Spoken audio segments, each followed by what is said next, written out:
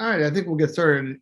Good afternoon, everyone. My name is Jerry McGinn. I'm the Executive Director for the Center for Government Contracting in the School of Business at George and Mason University. So I'm very pleased to welcome you to our third in a three-part series that we're doing in partnership with the Fairfax County Economic Development Authority. And this topic today is on mentor-protégé agreements. And we're excited to have a dynamite panel to really kind of help you all navigate this important and complex issue. Mentor-protégé agreements are great for, they're intended to help small businesses as well as large primes in the government contracts community. But there's often kind of real questions about the processes and what's appropriate and what's not. So that way, to help us navigate this, we have a dynamite panel of small business and large businesses involved in mentor-protégé, as well as in one of the foremost authorities on the legal dimensions of legal protégé, to guide this discussion. But first, I'll give you a little advertisement about our center. So the Center for Government Contracting has been in existence since 2018, and our goal is to be a nexus for government, industry, and academia to address the issues facing you and other members of the government contracting community every day. And we do this through research, and that's white papers, commentary pieces, and the like, as well as education and training. And finally, events in person and virtual discussions. We have our first in-person event actually next month on July 14th and on additive manufacturing. And we also have an event tomorrow that is virtual on the House Armed Services Committee report on defense supply chain issues. So, check out our website to sign up for those. That's gmu.govcon.gmu.edu. But before we get you too excited about those events, let's focus on what we got here today. So to do that, I'm going to turn it over to one of our founding board members of the GovCon Center, Ms. Christine Williamson, who's a partner at CohnReznick and has been an indefatigable supporter of the center, and we're really pleased to have her as the moderator for today's discussion. So, Christine, let me throw it over to you. Okay, thank you, Jerry. Great to be here, and really enjoyed being on the GovCon board for George Mason. What a wonderful way that we are educating our community and our students in government contracting. So I'm thrilled to be here. I'm with CohnReznick, and I am one of the senior partners in the government contracting practice, and we support many webinars. And so I'm really happy to help Jerry and Charlie and the Fairfax Development Economic Group with this. So with me, I have three esteemed panelists, and they will be coming on, as I mentioned their names, with a grand entrance. James Fontana, he is the managing partner at Fontana Law Group, and we're going to get a really great legal perspective from James. So hi, James, thanks for being here. And then we have two individuals that come from a mentor company and a protege to give us their business perspectives and real life kind of experience as being a mentor. So we want to thank Shannon LaVine from Leidos, who is the mentor here today to give us her perspective with Leidos. She's a strategic resource program manager. And hi, Shannon, thanks for being here. And then we have Arfa Syed, and she is with Sure Secure Solutions, and she's head of business development and cybersecurity and information management lead. And so she is the protege, and so Leidos and Sure Secure are working together, and so we're going to hear a lot more from them. So before we start off, what I wanted to do is ask the panelists, and I'll let Jim go first. But let's kick it off with just some perspectives, high level, on the mentor-protege program, and then I'm going to ask each one of you kind of your high level perspective to start us off. Okay, thank you, Christine. Hello, everybody. Mentor-Protégé program, if you haven't heard from it, is a program that was initiated by the SBA some years ago. I forgot when it was put in place. When it was limited to 8A firms, and just 2016, they opened it up to what they call all smalls. And they just recently, in a change in the federal regulations in last November, they consolidated. So it's just one program for all smalls, whether it's 8A or non-8A. And what this does, it allows large companies, which is the mentor, to coach or to assist small companies, and the small company is the protege. And in doing that, it can be a number of things. It could be financial assistance, it could be strategic assistance, but the core of that is allowing the large mentor and the small protege to enter into these joint ventures.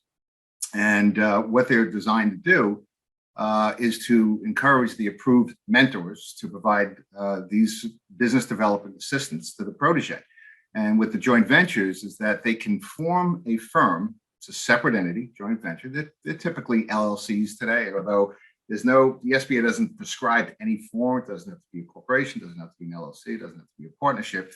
But it's typically a separate entity. There are tax and legal reasons for that, of course. And that entity then, even though the mentor, the large business, is associated with the small business, then that joint venture would be able, as an entity, to bid on small business set-aside contracts. And of course, if you have a socioeconomic status, like a woman-owned small business, 8A, or other type, and as long as the protege has that designation, then the entity, the joint venture entity, can bid on that particular opportunity. And the important thing about that, I won't take too much time out of the gate, but the important thing on that is that the joint venture itself is accepted from what they call the affiliation rules. If you heard of that, it's the SBA rules that say if a small firm is affiliated with a large firm, then the entire firm would be considered other than small, so that the revenues, whatever the NAICS standard is, whether it's revenue or employees, mostly revenue, the revenues of the small are combined with the revenues of the large. You're accepted from that unless you're what they call otherwise affiliated. There are a large number of many other requirements. I won't get into the details. We can get into that hopefully if we have time. But that's what the program does. Okay, well, thank you. And we'll go into a few of those specific items that you just mentioned. So let's start with Arfa as well on your perspective of the mentor-protege agreement that you've started with Leidos, and just how that's been beneficial to you and your company. Yeah, thank you so much, Christine. Excited to be here and talk about the program. So SureSecure is currently in an active mentor-protege agreement with Leidos at NASA. And I would say the program is great because it really incentivizes contractors to help other small businesses. And really what that is doing is that it's creating an opportunity for the customer, the agency, to get better services, because now anybody that's sort of in the field and able to provide services to them is getting mentored, and it at the end of the day does turn into a win-win. So I think in terms of just the program overall, it's really phenomenal in the sense that it's very structured. You have to go into it with sort of key things in mind as to what you're looking to get out of it, what the other companies are looking to get out of it. And so I think just, you hear the word mentor, you hear the word protege, you have certain things in mind about certain discussions, but that structure is really what sets this type of program and agreement apart, in the sense that you have to know that there's a time limit attached to it, and you have to figure out exactly what are the things that you want to accomplish within that time. So I think from that standpoint, it just works really well. I know our experience has been having this in place at NASA. So there's certain requirements at the agency level that you just have to make sure you go through. We were fortunate, we came into the agreement right when they were doing a rebranding. And so we got sort of, I guess, piloted under the new structure that they sort of were looking to roll out there. So I think that's really great. I think also just the eligibility piece, the application piece, it helps the mentor companies really look at what are their goals over the next few years and what are they looking to get out of it. And that's very helpful too, because they have a lot of, as Jim mentioned, there's a lot of smalls now that are eligible to apply. And so they have to be very tactical in who aligns the best with our values and our goals for the next few years to really turn it into a win-win. So that's been really great. And of course, Leidos has been a great partner there. Great. And Shannon, so I know it sounds like you've managed several different mentor-protege relationships that Leidos has. And I know we had someone else from Leidos that was going to be here and had a death in the family. So we are so honored to have you as the, your strategic lead that you are. So give us your perspectives from Leidos. And not only, I understand, ARFA's is with NASA, but you have others with other agencies as well.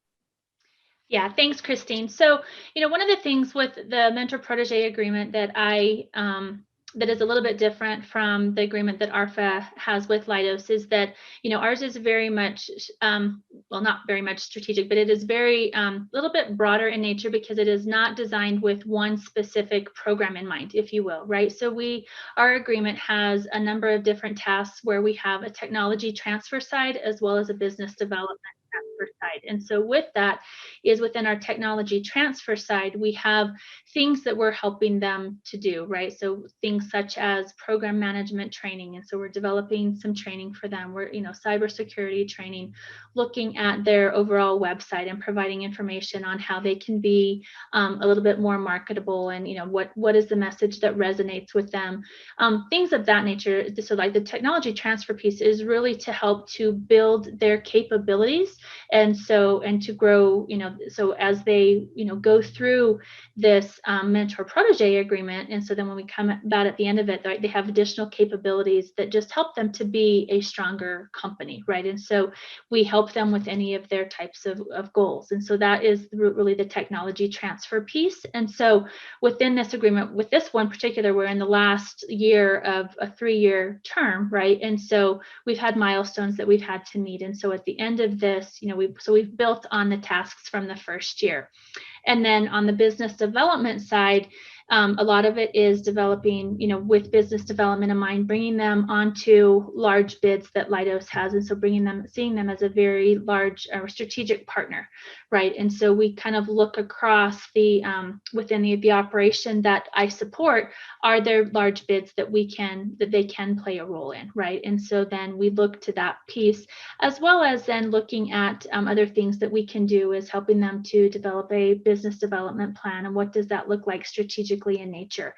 Also identifying opportunities, not only where they can be a strong partner, to build their capabilities to augment the team, but then looking for opportunities, because there are a large number of opportunities, particularly within Department of Defense, where they are going to be small business set-asides. And so what we can do as well is that we're looking for these opportunities that they can prime, but then Leidos can come in and be that large backer for them to help them to be able to get that experience and to win other types of programs. And so there's a lot of different types of things and transfers that we can work on to help a small business to build their capabilities based on what they want, also to be a good partner. So it can be very valuable in that regard. Okay. Wow. It sounds like a big undertaking, by both parties. And so, it's like another big project that you're working on. And so I can understand why you have people like yourself who just have to manage these, because they're very important as the mentor. And, something I forgot to mention at the beginning, we'd love to have questions and answers provided during the webinar today. So if you have a question, I'm monitoring the question and answers. And so they don't all have to come from me. Please, you as the audience, provide questions because the panelists are ready and here for you to be able to answer. So Arfa, let me ask you a question on how often do you communicate? I know it's not Shannon, but it's Jared, the other one of the other subcontract program managers. How often do you communicate? You know, what's kind of the routine that you have to do? Because, you know, just hearing from Shannon, you can tell that there's a lot of expectations. Yeah, that's a great question. Being in total transparency, I'll tell you, I have Jared's cell phone number. We text each other all the time outside of the weekly/daily meetings that we have. And he's such a good sport about it. But we have regularly scheduled weekly meetings, at least 1 to 2 times a week. And outside of those meetings, there's constant sort of discussions around some of the tasks that we're looking to accomplish with the agreement. And so it can range anywhere between, I'd say, 2 to 5 meetings a week, depending on how busy that week is and what's going on. Okay. So it's very much regular. Sounds like it. So Jim, let's back up a minute and just talk about eligibility requirements, because I'm sure participants, you know, we have a lot of companies on, and, you know, we have companies from the government even on right now with us that have signed up, or we have commercial companies that are signed up as well. We have a good number of people. So tell us a little bit about eligibility, because I think some people would be interested in that. Yeah, I mean, it's pretty straightforward in terms of the protege has to be certified small. At the time that the JV is created, it certainly have to be small by the time the bid is created. And the protege also has to be in good standing in terms of ethical standing, not have past financial difficulties. The mentors, the SBA has rather been more liberal in the last few years in terms of their requirements, and it's basically the good standing requirement in terms of the mentor. Both parties have to do at the outset an mentor-protege agreement that has to be approved by the SBA. You can find it on the web. There's a template. The only thing that's missing by and large is the level of assistance and how that assistance is going to be provided. That's the sort of core of it, and that has to be approved. And once that's approved, then you get into the joint venture agreement. So the eligibility in terms of the parties is rather easy, rather straightforward. Both companies are in good standing. They don't have a history of exclusions. They haven't been thrown out of the business. They haven't been suspended. They haven't been barred. And they're able to go forward and enter into that agreement with each other. Okay. When you're developing the agreements, are there some real specific key provisions in that operating agreement that you would suggest to put in? I know there's a template, but is there anything else? Yeah. Well, the template is the mentor-protégé. Let's distinguish. The mentor-protégé agreement is basically a template that's prescribed by the SBA. Then there's some more meat that you put on that bone. The operating agreement or the joint venture agreement, and by the way, they are the same thing, is a very different animal. And let's say you're an LLC, you'd have an operating agreement.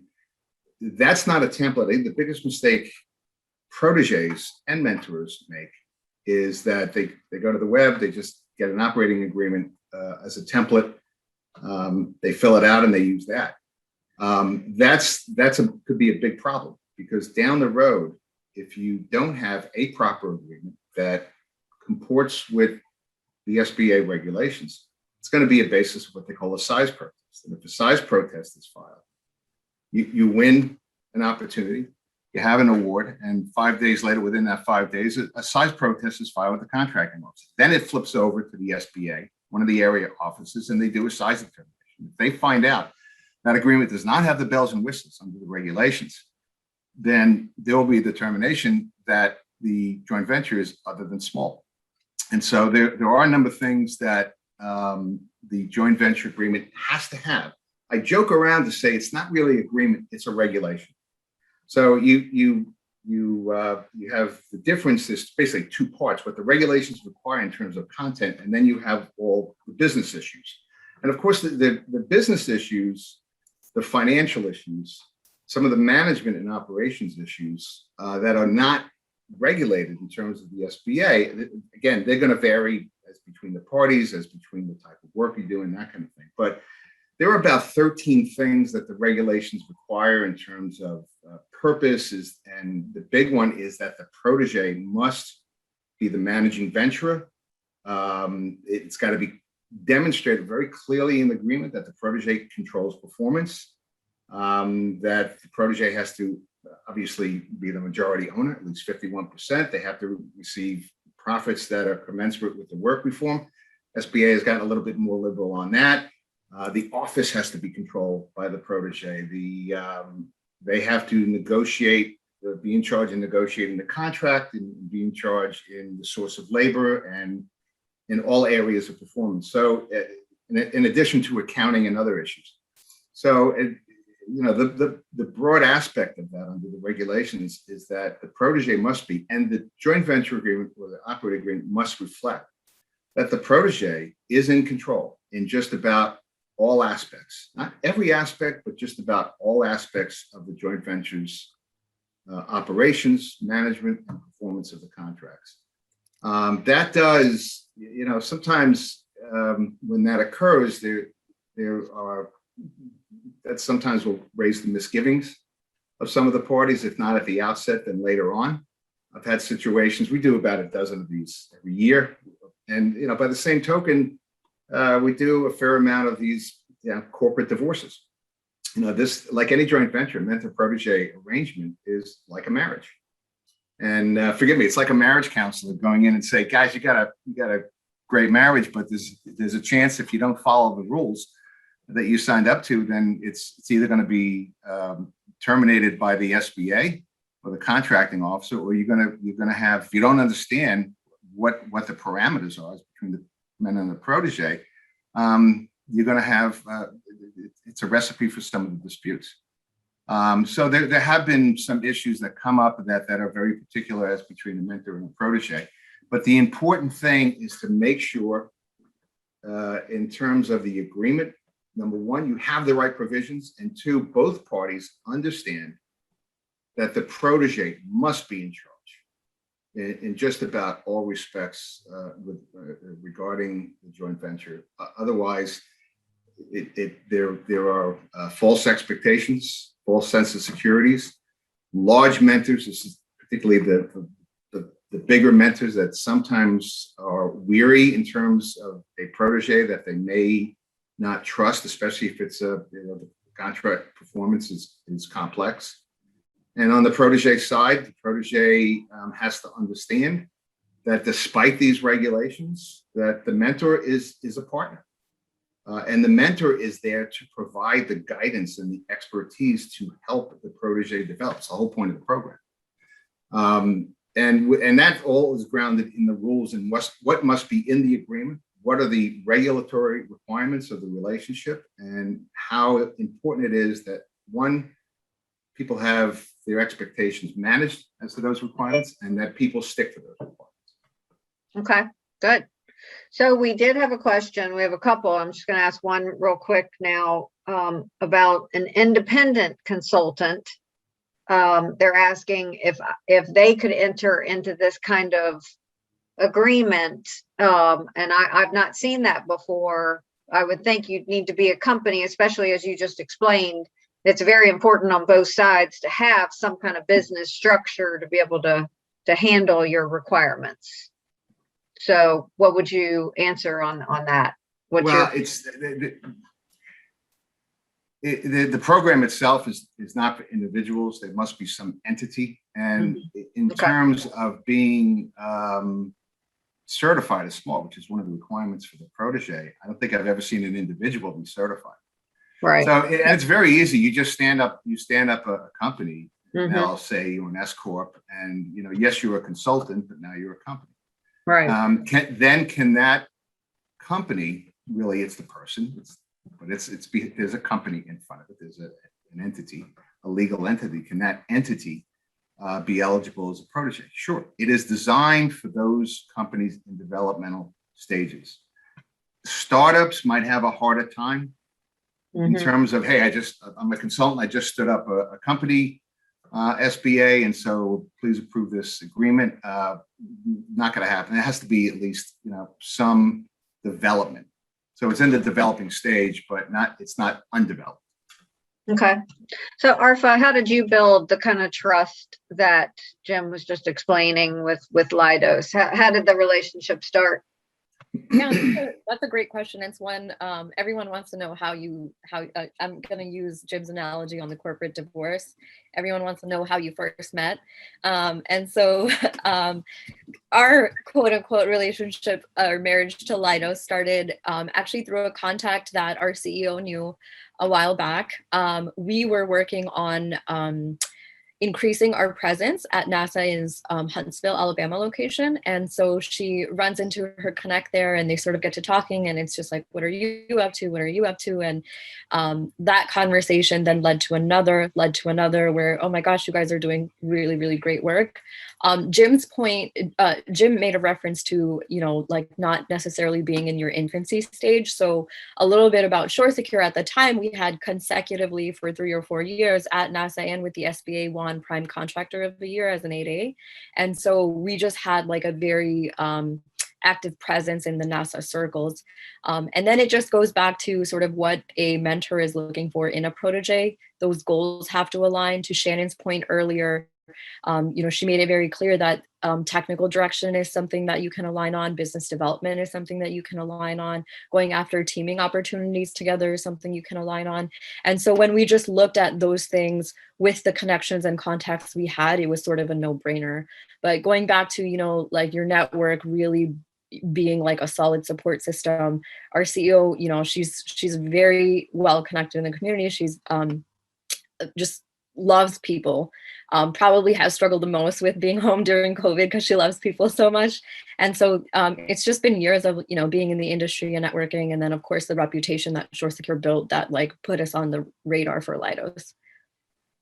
Oh, that's good. And I'm sure Shannon, during COVID, maybe there's been less mentor-protege agreements because just, what Arfa said, she made me think about getting out. Your CEO was out, and was there at conferences or meetings. I'm sure you meet up with small businesses that way, but tell me a little bit too, Shannon, about the trust that you look for as well. So it's kind of a two-part question. Have you seen less this year with COVID? And then how do you build trust with your protege? Yeah, that's a great question, Christine, too. So as far as the overall, number of, at least, the involvement that I've had with the mentor protege that we're working with, right? I mean, it's still been status quo because we've still been working on some of the, the developmental tasks, right? The technology transfer as well as the business development. So some of the things did slow down a little bit in a COVID environment just because of it did hamper, the ability to go out and meet customers. And so, the pipeline and, the business development activities may not have necessarily been as robust as they were during our first year because we did focus a lot on that. And so the other things that we kind of look at, and one of the things that we've helped, that was kind of not necessarily built into our agreement, but it was key to doing the work that we do within the Department of Defense is, we helped our mentor protege to be able to get their facility clearance, right? Because all of the jobs require some sort of a security clearance. And so, and that, really basically took up almost the first year of our agreement. And so we were still able to do a lot of business development activities, trying to find the work and things like that. But it did hamper a little bit of our ability to actually start putting them on programs as quickly as we had wanted to, in order to start, accomplishing some of the other tasks, like doing some of the training that was needed and things of that nature. However, but since then, we've helped them to be able to really,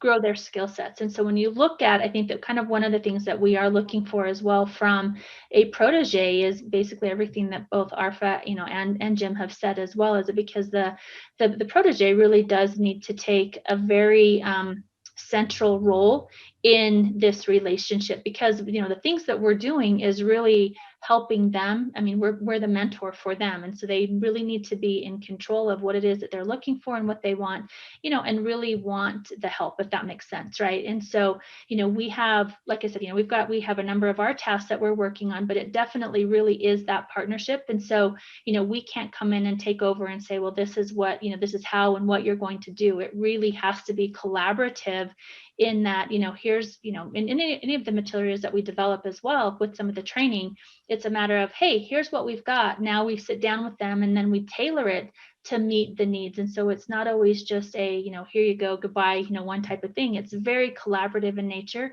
so that once that product is developed, whether it's training or again, whatever that is, that it's a capability that is going to be able to, that they can maintain and continue to build upon and grow upon, because we just don't want the, during the time of the protege or the agreement to just go and then you really don't have anything to show for at the end, right? I mean, it really is to build capabilities that can be sustained. And then as they continue to grow, and even after the agreement is gone, I would anticipate, so once the agreement that I'm currently, supporting, that when we're done in September, I would anticipate that we're still going to continue to have a relationship with this company, right? It's not just a matter of that, yep, our agreement's done and now our obligation to them is done. That's not the case. We want to continue to maintain, because we're always looking for good partners for any type of work that it is that we're doing.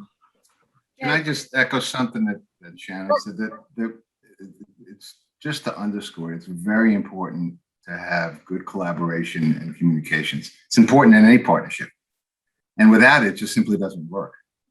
And as far as the protege is concerned, many times proteges, not many times, sometimes, proteges will look at it as, yes, I want the support, but I have to be careful. I have to be careful on what I give up, my secret sauce or that kind of thing.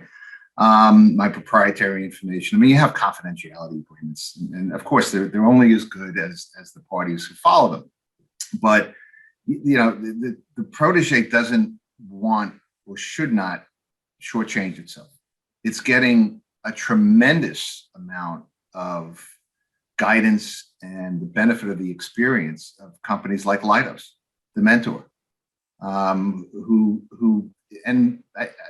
is a great company. I've dealt with you guys on a number of occasions, and solid management, and they like a good mentor would, they're there to educate the protege, and the protege should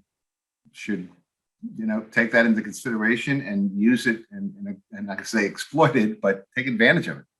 And it works both ways, because yes, they're in there to make a profit, right? Leidos is in there to take advantage of the program because it allows them to bid as a joint venture on opportunities that they wouldn't be eligible for, except as a subcontract. The same thing as proteges. They don't have the experience, they don't have the quals, they don't have the past performance to, especially if it's a larger opportunity, to bid on that on their own. With people-wide joint ventures, it's very popular with the GWACs. Most of what I do are connected to GWAC. So STARS 3, I had a few of them. I have a few of them with CIOSP4. So there's just this tremendous benefit, but you have to have that cooperation. And it works, as I said, it works for both parties. After all, there are going to be opportunities, as Shannon mentioned, beyond the relationship. That prime sub opportunities, even when the mentor-protege relationship ends, and they do typically end. They end. They're only good for a program or two. They just changed the rule that you basically have after 2 years. It's got a basically 2-year shelf life. There are ways around that. The rules are not, they're a little bit ambiguous in that sense. So both parties, especially the protege, should really take advantage of what this program offers. Yeah. And Christine, I just wanted to follow up on, one of the key parts of your question related to trust. Something Jim mentioned before is, like, this is not the type of agreement that, like he said, you want to go online and sort of download. The trust, I would say something that we really appreciate Leidos for is very much collaborative in building the agreement with them, talking about this is exactly what we need. Let's put that in there. Let's put this in there. Shannon mentioned that they helped another company with the FCL. ShoreSecure already had our facility clearance, and so that's not the type of help we certainly needed, right? So we in the agreement made it very clear collaboratively with Leidos what was going to go in there, and I think that's really important in the trust building too. Yeah, and I love all this discussion about it because it's the seriousness of it.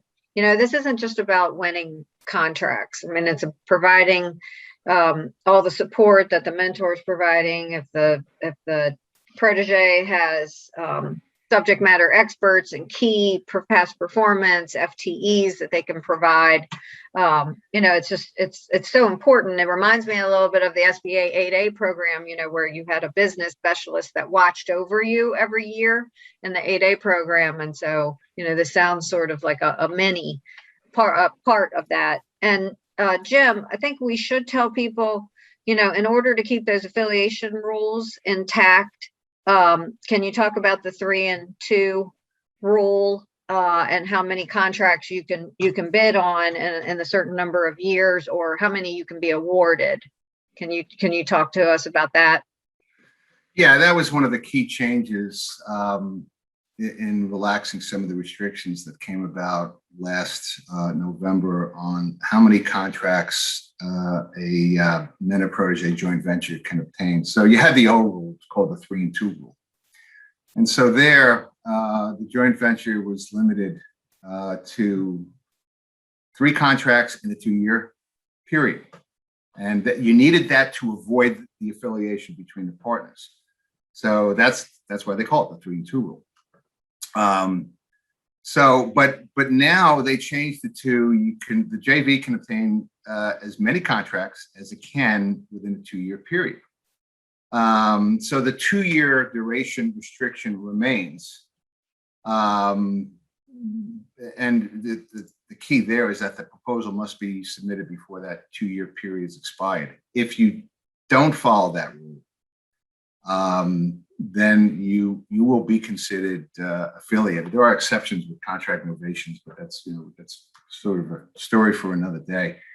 One thing I want to emphasize, and I just sort of briefly mentioned, and I speak rather quickly, so I hope I have the opportunity to sort of clarify it here, is the biggest myth about this affiliation exception is that you have the joint venture and all of a sudden it's, well, we're not affiliated. Great. And that's not the case. And I mentioned there's something called otherwise affiliated. Even though you enjoy the joint venture, so enjoys the exception to the affiliation rule, you can just be otherwise affiliated. And that plain English means that other aspects of the relationship can result in an affiliation, and that's typically unrelated to the establishment of the JV or the joint venture agreement. That probably the most common example of that is no matter what the joint venture agreement says regarding the protégé's management control of the joint venture. Remember, I said it's almost virtual total control. If there is evidence that comes up, and this is where the sharks in the water look for this in these size protests, if there is evidence that comes up that the mentor is actually exerting improper control over the contract or over the protégé, then that's going to strip away the affiliation exception. So it can come in terms of the agreement, or it can come in terms of the management of the joint venture or the performance of the contract. So you have to sign up to have that control. The protégé has to stay in control. Otherwise, you can be otherwise affiliated. Okay. Yes, and it's very important. Do we want to briefly just mention, those rules have been changed to looking at your 3-year average of your revenue to 5 years of your actually gross receipts.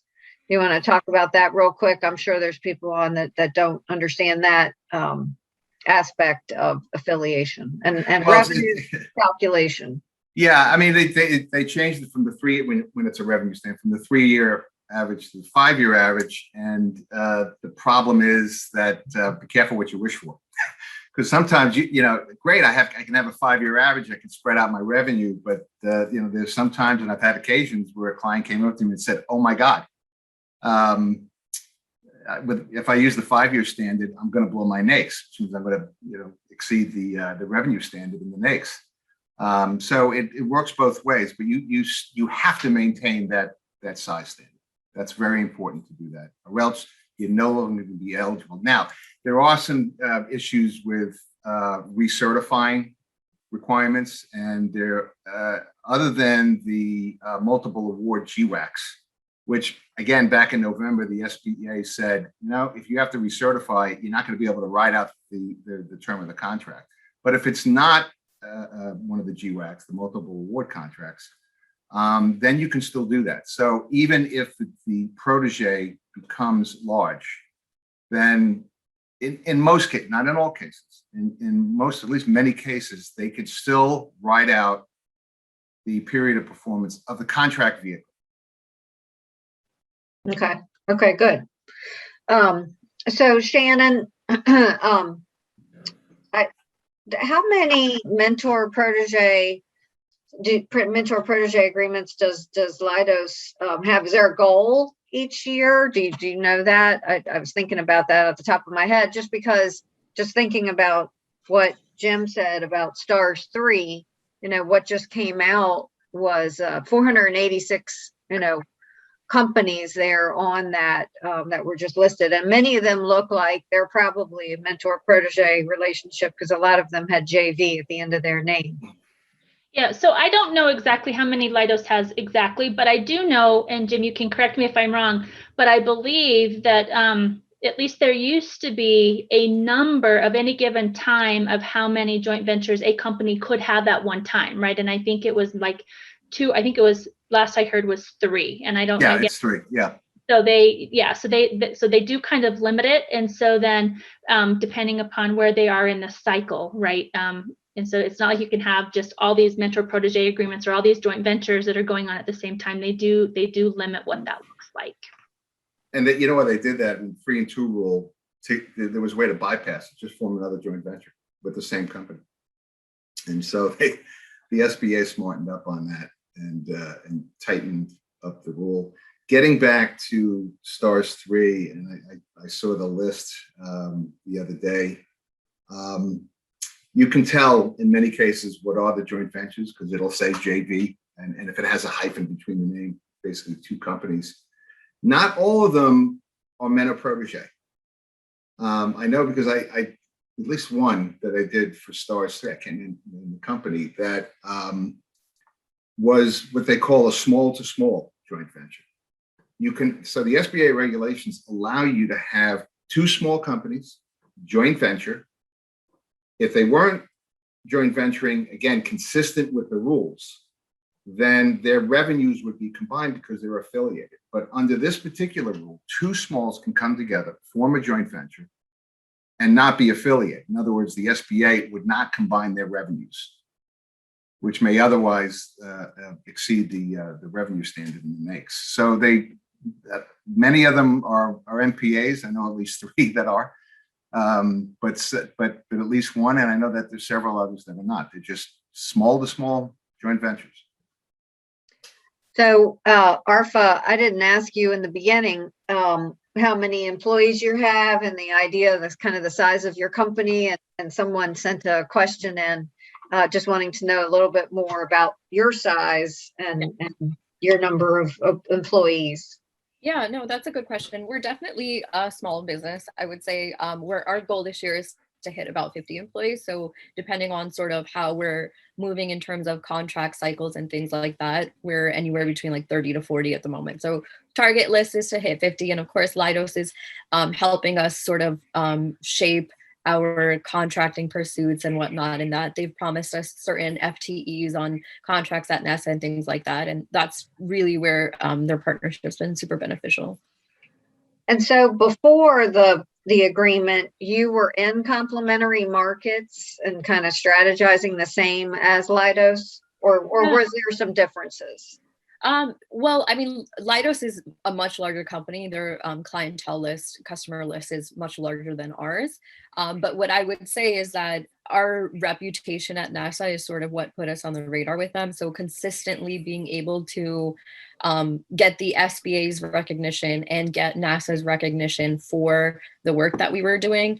We always, say we don't do everything, but what we do, we do really well. We have our swim lanes, and it was those specific swim lanes that got the attention of our mentor. And that's sort of where we aligned with their strategic goals, is if they're going after certain contracts that have a need for cybersecurity, that have a need for cloud security, architecture, design, things like that, then we're sort of the first people that come to mind. And what's worked really well with our MPA with them is that, one of the first things they had us do when we came in is that I actually had to do a presentation to Leidos's civil BD group. And so it was a presentation specifically to let everybody in Leidos Civil know that this is what SureSecure does. This is our past performance. This is the recognition that we've gotten. And so now it's on their radar when they're thinking, CIOSP4 or some of the other vehicles that are coming out, then they're like, okay, SureSecure would be great in this lane or on this contract or in this pursuit. So. That's right. When we talked before, you had to make a presentation. Again, another reason why there's this very seriousness part of this relationship. Shannon, we still have more time, but I was going to go around to each of you and kind of give me some do's and don'ts in this kind of situation, in this relationship, in this marriage. For those listening, that are thinking about doing it. And we know there's so many large procurements coming out where folks are teaming up and thinking about doing this. So what's some of your advice on the do's and don'ts in this situation as a mentor protege? So I think the biggest do, and I think that we've kind of talked about this, is just making sure that you're coordinating and collaborating all the time on this agreement, right? And because it is truly a partnership. And I think that, I think that you really have to develop that trust, like Arfa has talked about, and you have talked about, and Jim as well. I mean, and so really the biggest do is really just to maintain that coordination, that communication, and really looking at it as a partnership. And so, because if you don't, then that really kind of leads into then the biggest don't, right? Because then you just, because if you really don't build that relationship and build that trust, then the tasks and the things that you're really trying to accomplish within your agreement really don't get accomplished, and it puts you behind. And so it just kind of, it becomes you get in this hamster wheel, right? Because then you continue to chase all of the things and you're not meeting your goals, and it really then becomes counterproductive. And so the biggest, I guess I just really can't stress the need to communicate, coordinate, collaborate, and really communicate often, so that you really understand as a mentor the things that maybe your protege might be struggling with. Because again, they've got a lot going on. They have, definitely, you've worked together to build this agreement. You have this path forward. You have all these great things of what you want to be able to accomplish, but it takes both of you working in a coordinated effort to accomplish those goals. And if you're not, then you're not going to be able to really do what you need to do within your agreement. Right. And I would assume, I mean, it may have happened, but there are some that are canceled or terminated just because it's not a good marriage, right? Yeah, and because you're not being able to get accomplish your tasks, right? And so and it's just, and then if they get canceled, it just becomes this, it's just not a really good thing, right? And so you just have to really make sure that both partners are really committed for the long haul of whatever the length of your agreement, because ultimately, as we've talked before too, is that you want to set up this relationship not just for the period of time that you're either in a mentor-protege or a joint venture agreement, but you want that to be a long-lasting partnership. And so, and within the enterprise, Leidos enterprise, right? And so it's not, even with the one agreement that I work on, it's not only solely just for, this one little piece of Leidos. I mean, there's application across many programs and across the different groups as well. So we want to be able to set them up as well in a good way. Okay. And I was going to say, with regard to communications, even taking that a notch up, we have to constantly report on how the partnership is working, right? We have to go back to SBA and NASA and tell them, like, these are the things we did. I can tell you, I personally I call it homework. Any homework I get from someone at Leidos, I take that very seriously. We have you get certain time slots with people very high up in the company to say, okay, you guys asked for this, let's talk about it over the next hour. And so we're very detail oriented in those meetings. We go in, we build the agenda, knowing that we have this person's time for a certain amount of meetings, and we want to optimize it to the best of our ability. So we'll even, send read aheads, send questions ahead and say, can we use this time to talk about this, and this? And we're very, again, like going back to my point about structure, it's very, very intentional. It's very structured about, like, this is what we want to make sure we optimize when we're speaking. And like I said, anytime they've given me homework, can you put this together? Can you put that together? Will you find out more about this opportunity? We're on it, because we want to make sure that we're always, doing our best and making sure that we value the partnership. Okay. Oh, good. And while we're with you, Arfa, what would your do's and don'ts that you would provide to the audience? Well, a do is, I think building your reputation as a company, that's definitely what got our foot in the door. When Leidos came to us and had the discussion, it was because the customer already really, really trusted us. So I would say, like, when you do good work, that never goes unnoticed. That didn't go unnoticed by the customer, didn't go unnoticed by the SBA, and then eventually Leidos. So you have to make sure that you are building a good company. And I think, the biggest do for me is just, like, in any mentor-protege sort of relationship, not necessarily just this contractual government side one, but a mentor only wants to work with someone that's hungry, right? You have to have this, like, deep drive and desire to want to do better, be better, think bigger, scale up. And that's, I think, what set SureSecure apart from other companies, is that we were just like, what is it going to take? Just very, very driven. They see that, and I think they constantly appreciate that. And so I'd say that's the biggest do. As far as don'ts, I'd say all the don'ts, Jim is your guy. He probably knows them better than anyone here, because a lot of times they do fall, like, at the end of the day, it is an agreement, right? And so I think he's probably the best person to talk to about, like, what can go wrong in this situation. Perfect segue into Jim. Sorry No for pressure. All right, high level, the do's. Think like Arfa and Shannon, because this is an example of a protege and a mentor that do the right things and think the right things. But the do's really broadly is know the virtues and the limits of the program. The don't is don't ignore them.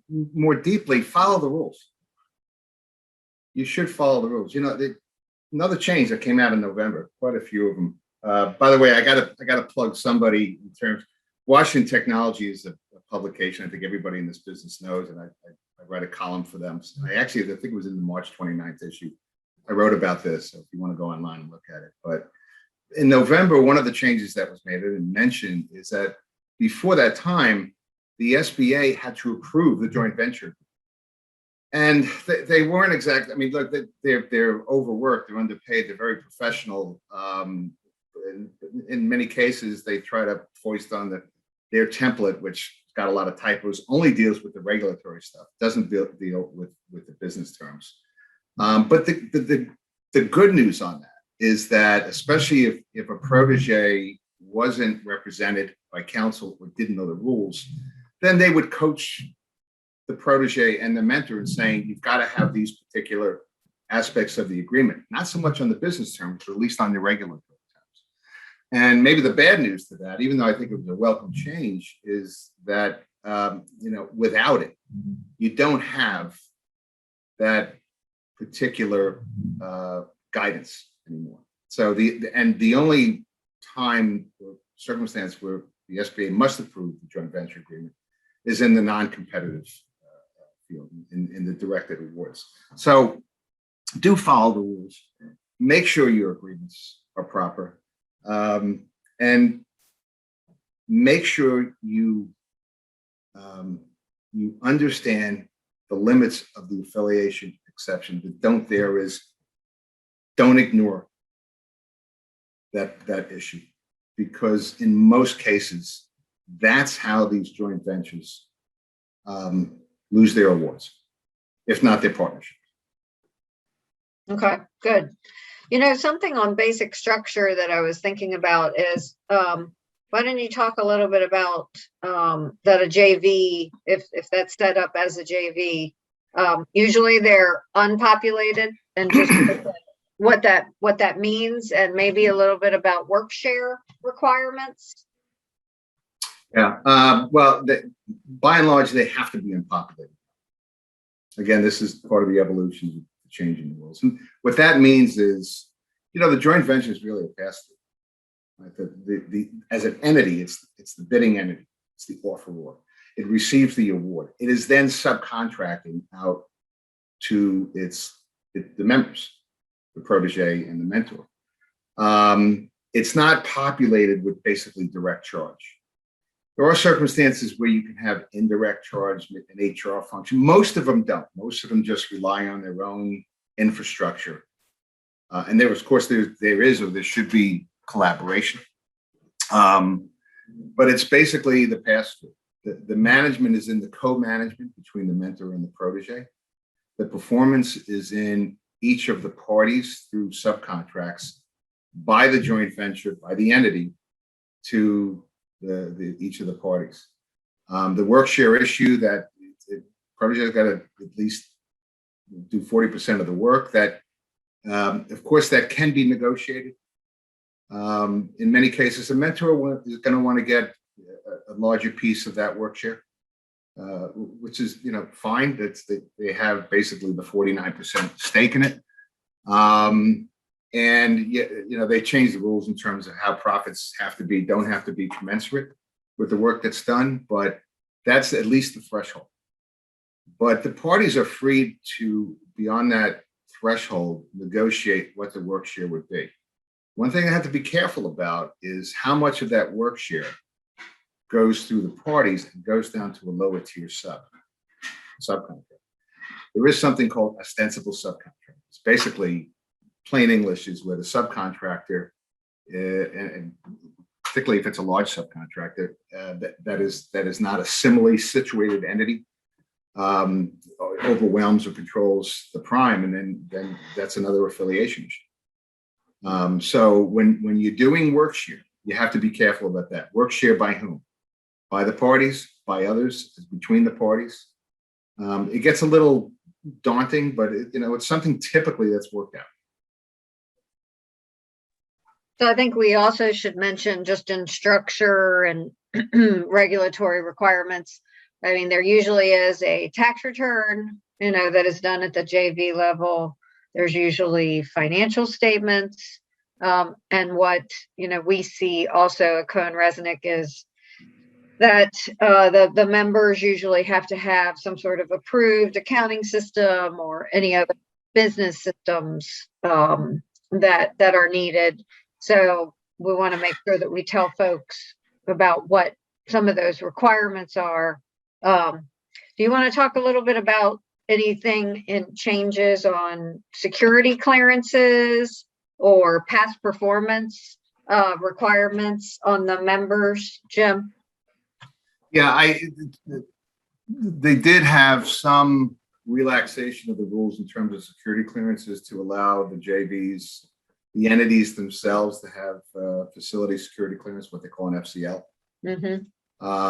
which is good because otherwise you rely on one of the partners that does, and then there's a sponsorship that gets a little complex, and competitively that can be an issue.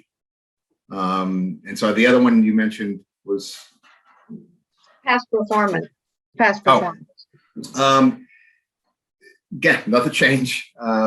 we only have an hour, but the SBA, now does permit the past performance from individual members.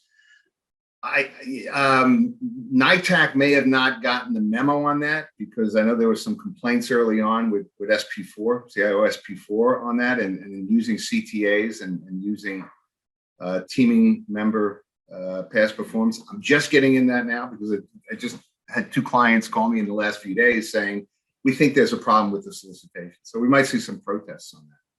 But you're forming an entity, and the entity itself, it's a new entity. The entity itself will not have that past performance. So what agencies used to do is they would basically discriminate and say, oh, and it was a way to exclude the joint ventures, is to say, no, the joint venture itself, as the entity, has to have past performance. And it doesn't. Of course it doesn't. It has to rely on the members, mentor-protege, or whoever, if it's not a mentor-protege.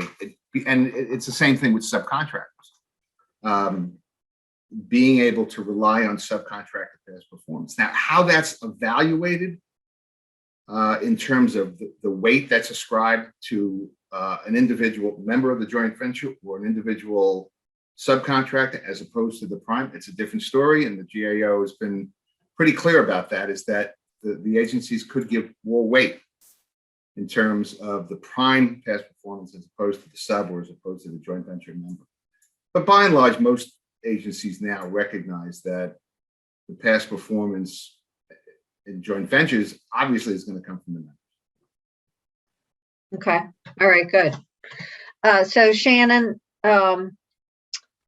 is there any other specific things that you're looking for long-term value from your proteges? I know you've talked about innovation and technical knowledge and business development.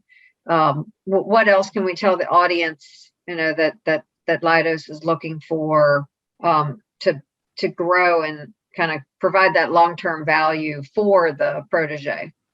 Yeah, and so one of the other things we've touched on it a little bit, right? When you look at particularly in a business development sense, is the past performance. And so that's one of the key things that, sometimes a mentor-protege agreement and relationship does, is because, you build all these different bids together, you get them on programs, and so it increases that capability. And so then it just helps then to strengthen them as a partner, right? And so then then I think it also opens up the ability for additional opportunities, right? And so, because when, Leidos, particularly when we look at business development opportunities, right, we're not always going to be in a position where Leidos is a prime. And so we also are looking for businesses that are going to be good primes that we can be a sub for. And so helping those our protege to be able to build those, it just solidifies that relationship. And so I think that that's one thing that you want to be able to look for.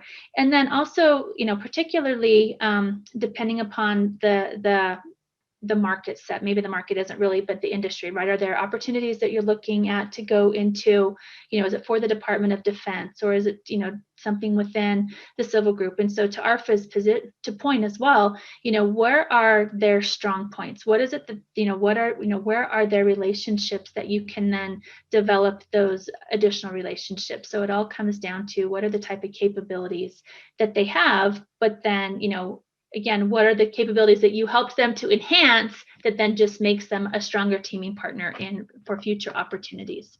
Okay. Yeah, and someone asked the question really well here about the success rate of the agreements. Do you have any feel for what you kind of think your success rate is? I don't, but I can certainly ping someone who probably knows that better than I and see if I can get an answer real quick. Okay.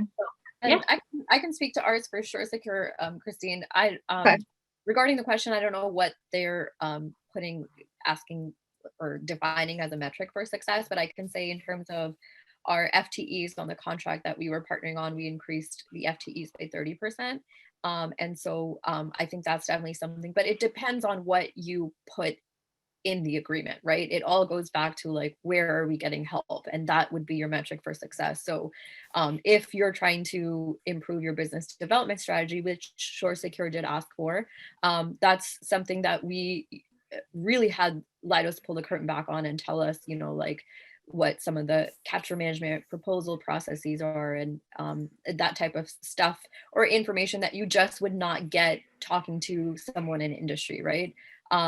I think it's also important to note the timelines that are involved here. So proper success rate would always keep that in mind, because all of the stuff in government is time is of the essence on everything, right? If it takes 18 to 24 months to win a contract, if you can only be an 8A for a certain amount of years, if the MPA is only in place for 2 years, it's like you have to keep time always in mind in what you're doing. So I think that's a huge part of the success overall strategy. Wow, great. So one other thing, sorry to mean to interrupt, but one other thing following up on Arfa is a comment, right, is that so within, so our agreement is you also have these reporting. So we talked briefly about reporting, right? And so, we have monthly reports, but then we also have annual and semi-annual reports, and then, lessons learned, and a lot of reporting that goes back to the agency that then helps to, so again, if you're not meeting your time frame, right? If you're not being able to accomplish your tasks that you've been able to set, then those are definite success measures that they're looking for, as well as I think success measures are, what are the lessons learned? What are the things, are you developing capabilities? Are you being able to, is your protege being able to get additional certifications? And so all of those types of things are reportable on those annual and semi-annual reports. And so that also is a measure of success as well. So it could be maybe not necessarily, so because there could be some collateral things that may come out of here, yeah, we did all of these tasks, but because of all of these tasks, it led to us being able to get this certification. We have an increase of our staff to, we were at 35 and now we're at 50. And we may have only had one subcontract with Leidos, but now we have these 3. And so, these reporting things they're very broad in nature, so that it's not only focused on one specific thing, it's many things that you can say, because we have done this, now look at all of the great things that we have been able to accomplish. Exactly. Yeah, the benefit is kind of, exponential, really, if you think about it. And you're teaching another company how to do business with the federal government, how to maintain compliance. And it's, I think it's just so beneficial because you guys have been in business for so much longer. So why should they have to learn it the hard way? Right. You're helping, you're really helping. And one of the comments we just had for the panelists is that this has been great information, great presentation, and that we've provided a lot of really great nuggets. So I think that's fantastic. Jim, what do you think about success rates overall with the ones that you've helped with? Would you say it's better than 50%, 75%? What's been your experience? Overwhelming. This program is a great program.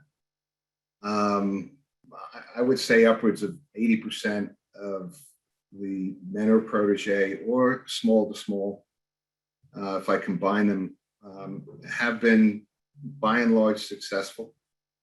You're going to get, don't look at in terms of the real divorce rates, but you're going to get disputes in some of them.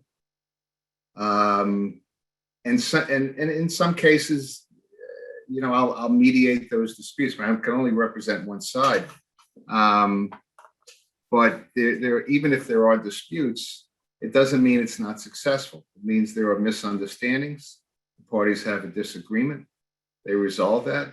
In a clear minority of cases, you'll have it where it blows up, where all of a sudden, they write out one contract and they do it in misery. And then the joint venture goes flat. It doesn't bid on anything. There's been litigation I've had. There's been corporate breakups, that kind of thing. I say corporate, if it's an LLC, we still call it corporate. But overwhelming, at least the ones that I've worked on over 36 or so years have been successful.